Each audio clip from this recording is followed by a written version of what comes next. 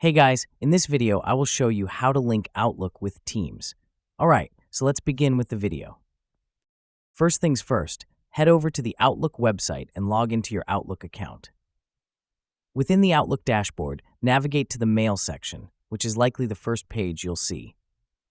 On the Mail page, you'll notice various icons lined up in either the left navigation bar or the top bar, depending on your version. Among these, locate the Teams icon. It looks like two people with a T in front, the typical Microsoft Teams logo.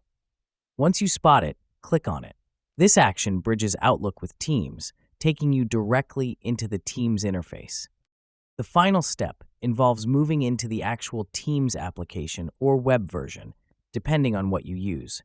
Make sure you're signed in with the same Microsoft account as your Outlook to ensure a seamless integration. With Teams open, both platforms are now linked, giving you the ability to schedule meetings directly from your Outlook calendar and manage them inside Teams. And that's it. So that is how you can link Outlook with Teams. So that's all for this video. Thanks.